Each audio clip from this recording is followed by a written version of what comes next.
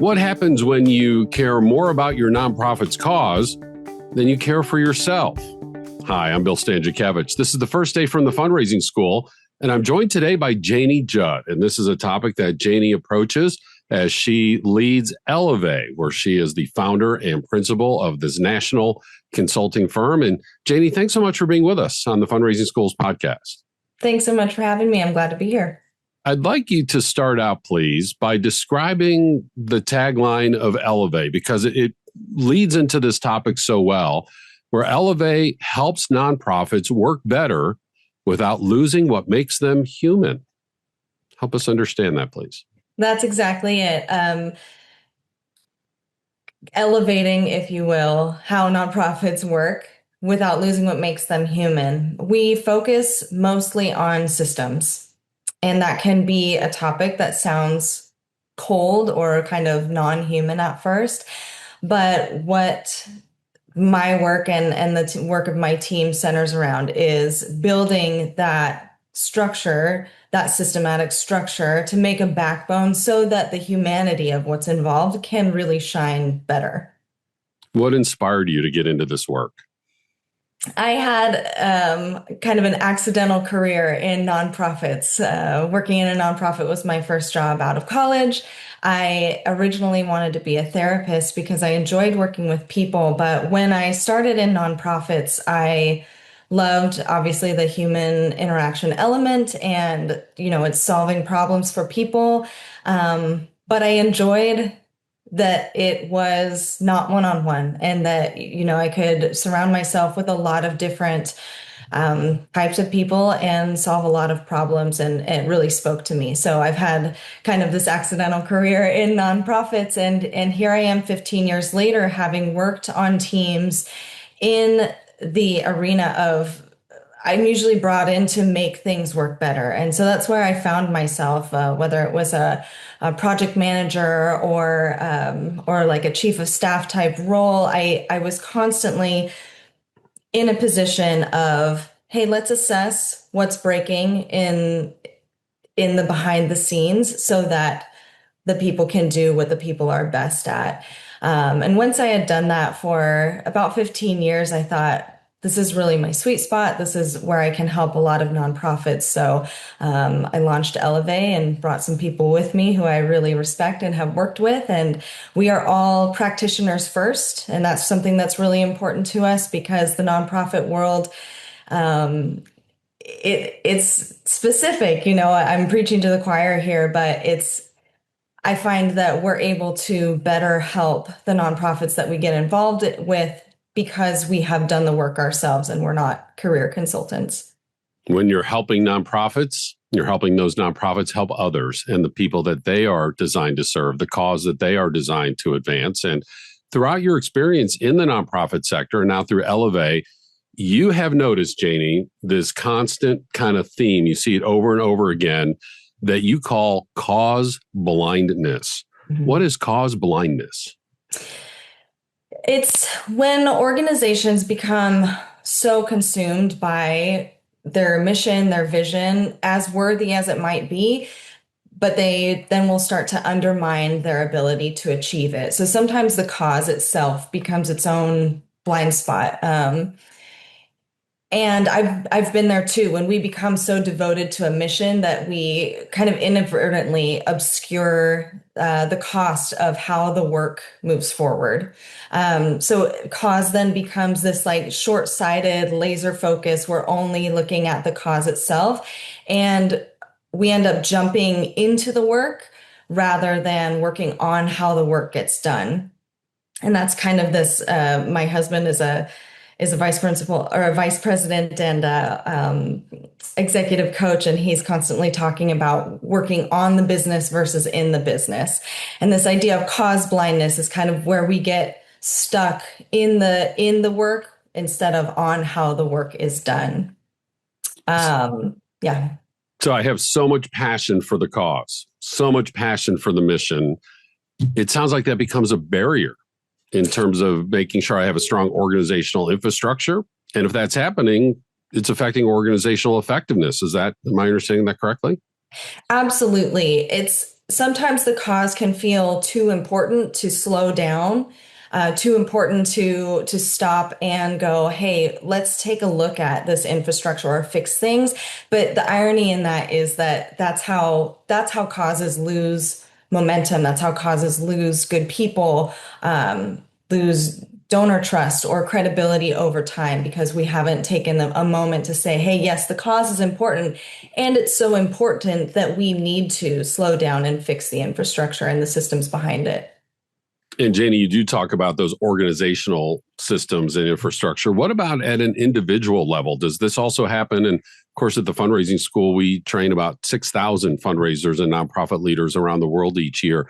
Can I also take this upon myself individually, that the cause is just so important that I'm not taking care of myself?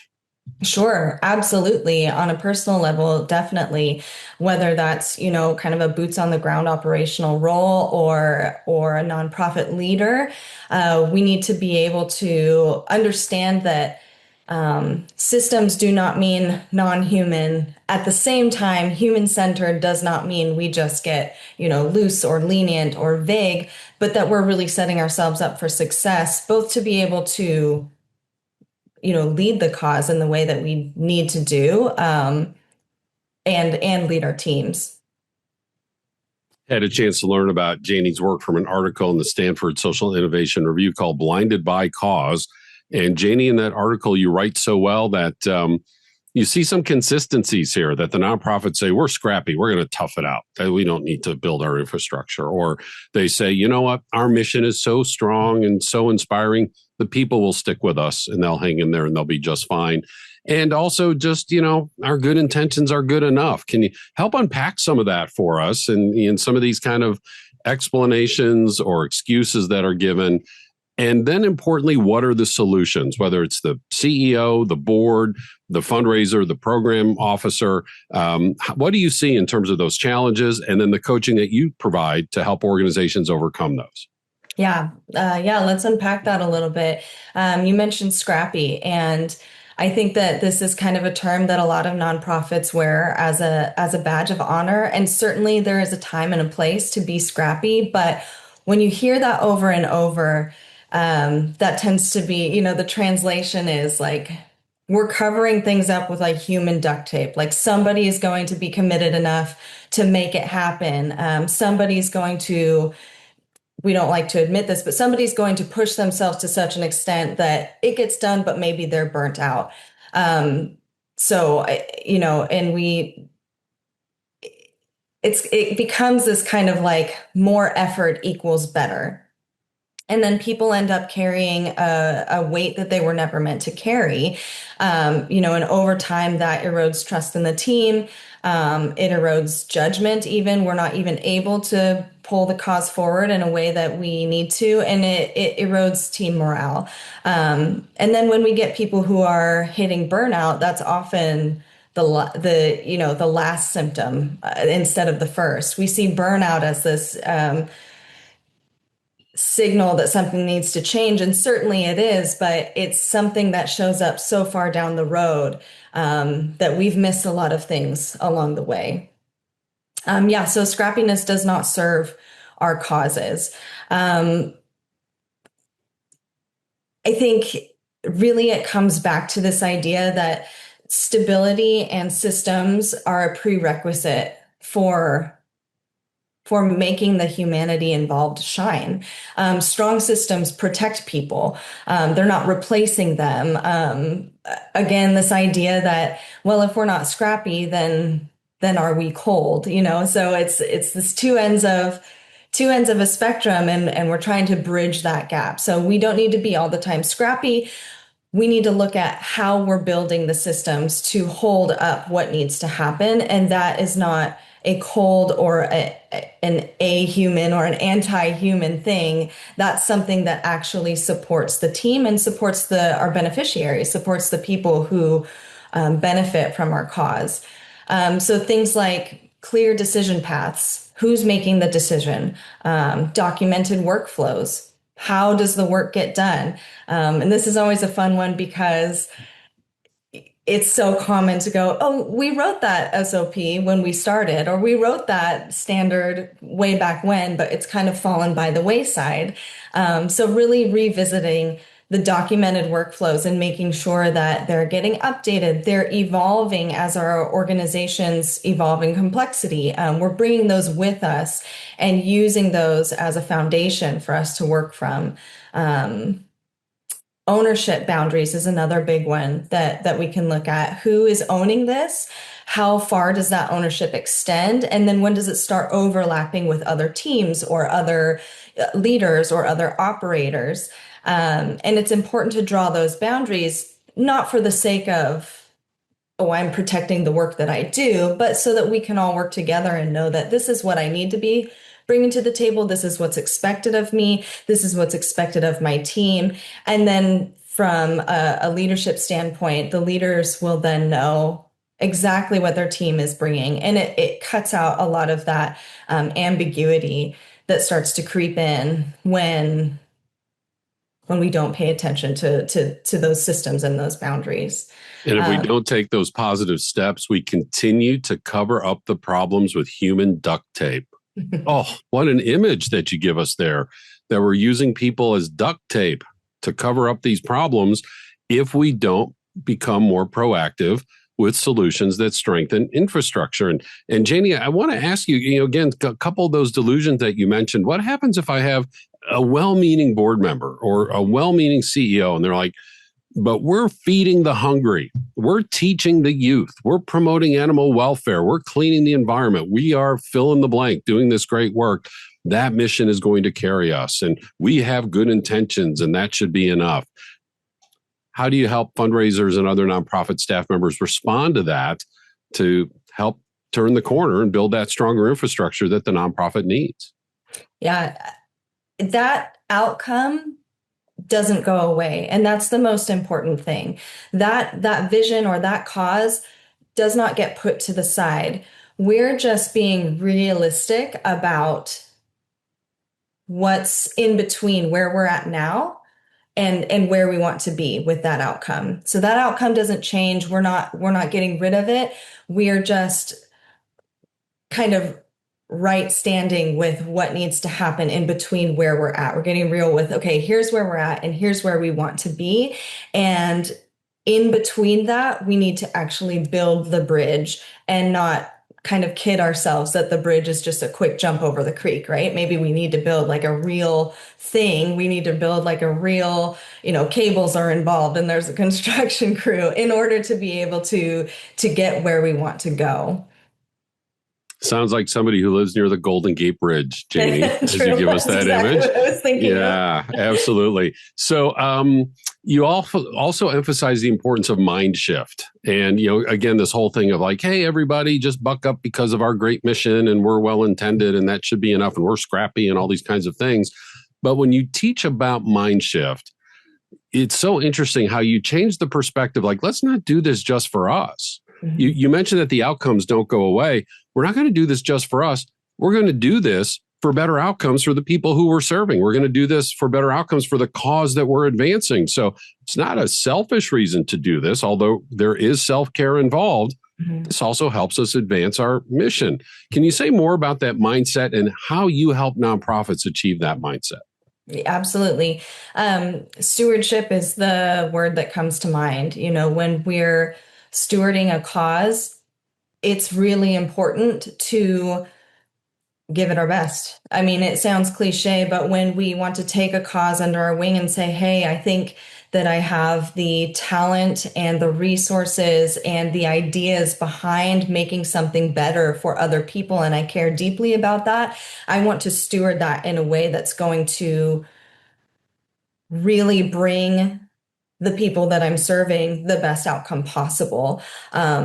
So when we talk about, making those fixes, it's not bureaucracy. It's not, like you said, it's not selfishness. It's really serving the people who are on the other side of that bridge we talked about. When you see cause blindness, how often is this internal, right? The staff leadership, the board leadership, not providing enough infrastructure strength for the nonprofit? And how much of it is external pressure? As you know, in our field, we hear so much about the admin percentage, the myth of the admin percentage. And we're always asked, how much are you spending on admin? And the real answer is like zero, because everything we do at the end of the day goes to mission. But that's not how the external world views us. So when there's this cause blindness, can it also be caused by some external factors, donors, funders, civic leaders who want to make sure, understandably, that every dollar is going towards impact? 100%. And you're touching on a really important question that we run into all the time. Yes, definitely it is an internal thing, and it's kind of breaking down that misconception that, systems and culture are different. Well, they're not, they're hand in hand. But then the external look of, what is going to overhead? Do we really need to spend all this money for X, Y, and Z people or these things? And that is a real pressure. And I think it comes down to getting very clear on the outcome and learning how to pitch, for lack of a better word, or communicate that outcome in a way that, whether directly or indirectly, brings in everything needed. So yes, we are feeding people, but it's not about like, hey, we're here and we're ready to feed people, or hey, we're here and we're ready to fill in, your cause. It's, hey, we're here and we're going to do this the right way, and that will take the right amount of time, and we're going to make sure that it doesn't break when we leave, or we're going to make sure that it doesn't break when we're trying to get there. It is really important that on the nonprofit side internally, the leaders are internalizing this and saying, hey, this is very important. This is not just a separate thing. This is not like a new issue where, we're going to look at our systems and like check that off for the year.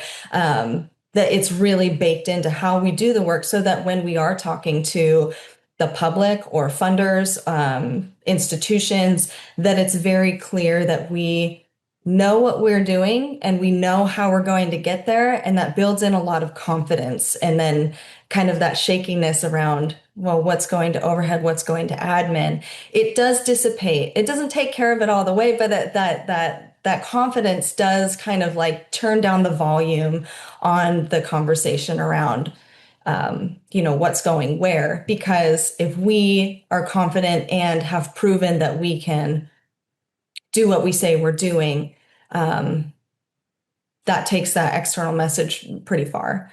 Yeah, Janie, before I ask you about any final advice that you have for our audience today, just want to share what you just referred to, having that confidence. At the fundraising school, we teach that. We call it the professional stance.